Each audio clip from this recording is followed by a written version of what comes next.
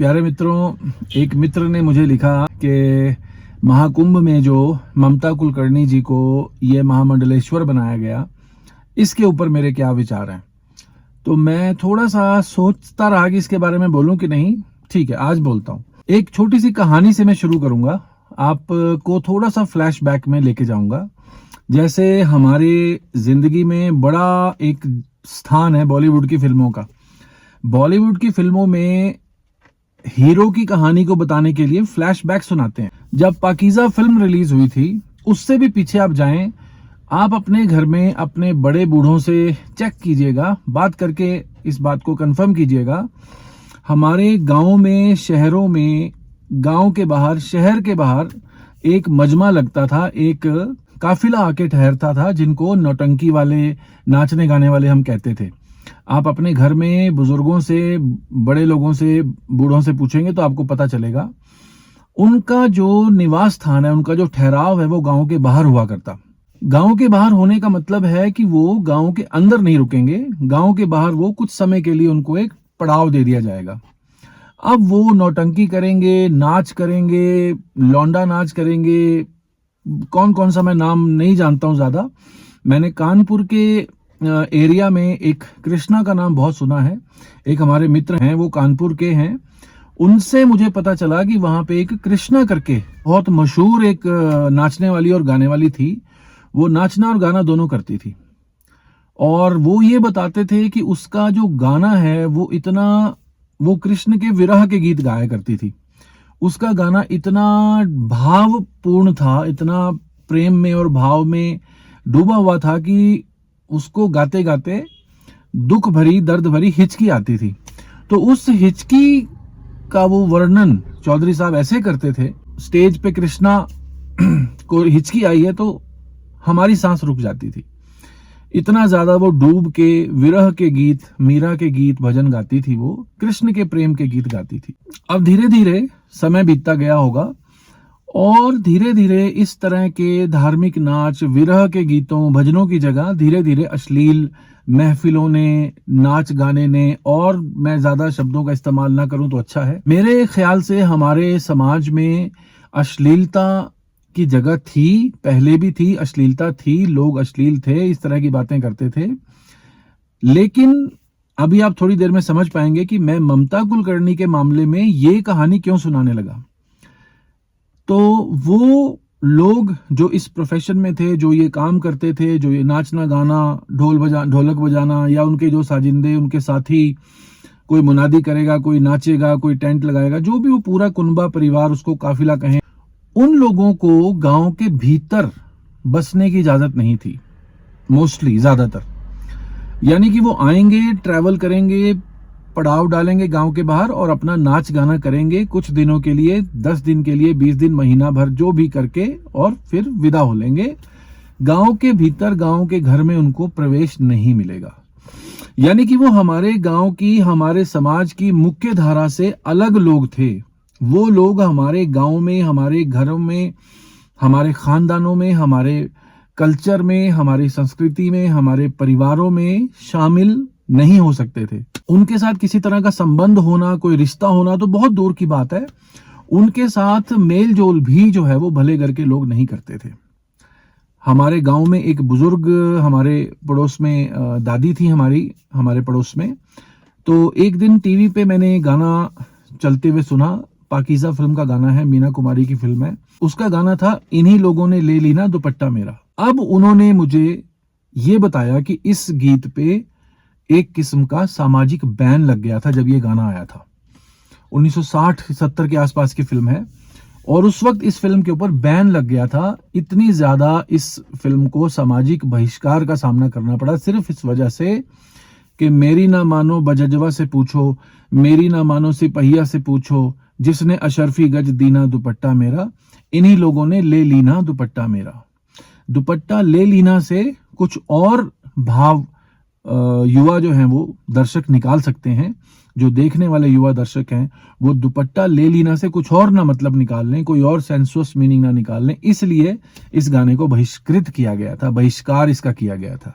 तो यहां से आप अंदाजा लगाइए कि अगर आज से 70 साल पहले, 100 साल पहले 50 साल पहले इस तरह के गानों को सामाजिक तौर पे। फिर एक और मैं आपको उदाहरण दूंगा, एक फिल्म अभिनेत्री हैं जो अब रिटायर हो चुकी हैं, काफी बूढ़ी हो गई हैं, वहीदा रहमान। वहीदा रहमान का मैं एक इंटरव्यू सुन रहा था, उसमें वो कहती हैं कि एक गाइड फिल्म का कोई गाना था जिसमें मुझे नाचना था, रंगीला रे तेरे रंग में यूं रंगा है मेरा रंग वगैरह वगैरह।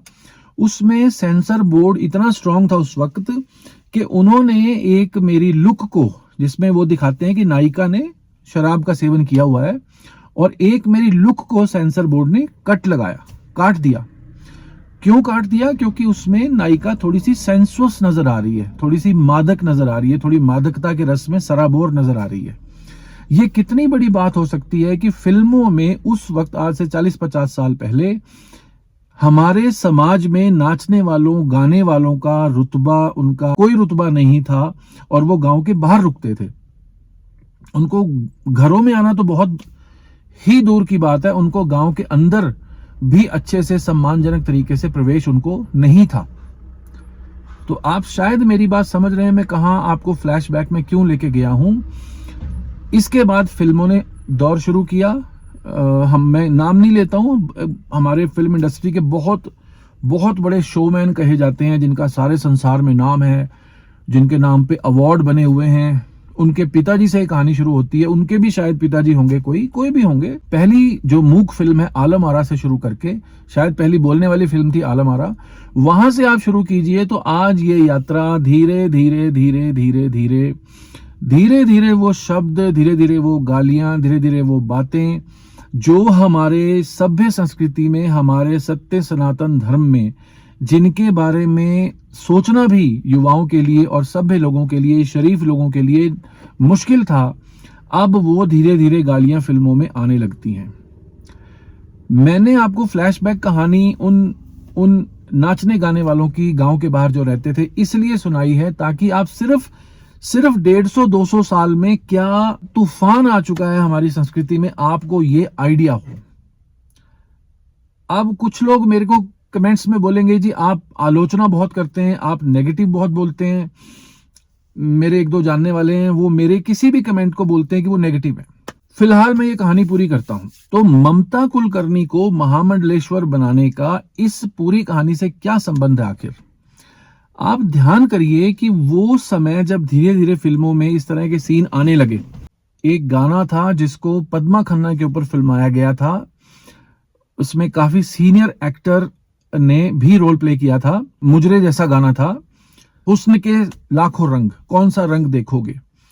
मैं अपनी जबान से इस तरह के गानों का, इस तरह के सीन्स का, इस तरह के लोगों का, इस तरह के डायलॉग्स का बयान भी नहीं कर सकता हूं, आप सुन नहीं पाएंगे। हालांकि जानते आप भी हैं, मैं भी हूं, कि हम सब ने छोटी उम्र में किस तरह से इन फिल्मों को देखा, किस तरह से इन्होंने हमारे मन में घर बना लिया। तो धीरे धीरे सास बहू के झगड़े, पत्नियों का त्रिया चरित्र होना, और ये love triangles, extra marital affairs, और देवर भाभी हो गया या कुछ भी शुरू हो गया। एक तरह से मैं सिर्फ इस बार फिलहाल इस वीडियो में, सॉल्यूशन भी मैं दूंगा अगले वीडियो में, लेकिन अभी मैं एक सवाल आपके लिए छोड़ना चाहता हूं, आपसे एक सवाल पूछना चाहता हूं कि इस तरह का जो बदलाव, इस तरह की जो गिरावट कहना चाहिए, धीरे धीरे फिल्मों में वो चीजों का प्रवेश होना जिन चीजों के बारे में हमारे युवाओं को, हमारे सभ्य लोगों को, पढ़े लिखे लोगों को, सुसंस्कृत लोगों को, अच्छे धार्मिक लोगों को, धार्मिक परिवारों को सपना भी नहीं आ सकता था, उन विचारों को, उन डायलॉग्स को, उन घटनाओं को कैसे हमने इन फिल्मों में आने दिया, कि इसके लिए सबसे ज्यादा बड़ी जिम्मेदारी किसकी थी? मान लीजिए हम इसके 4-5 पक्ष रख लेते हैं कि जिनकी जिम्मेदारी हो सकती है। एक तो माता पिता हो सकते हैं जिन्होंने घरों में टीवी लगाए, या जिनके होते हुए बच्चे चुपके से या उनकी मंजूरी से फिल्में देखने गए थिएटर में। या तो हम जिम्मेदारी माता पिता पे डाल दें, या राजनेताओं पे डाल दें जिन्होंने पहले फिल्में दूरदर्शन पे दिखानी शुरू की। जब टीवी नहीं था तब तो ये फिल्में थिएटर में लगती थी। थिएटर में जाना फिर भी हर किसी के लिए संभव नहीं होता, कोई जा सकता है, कोई नहीं जा सकता।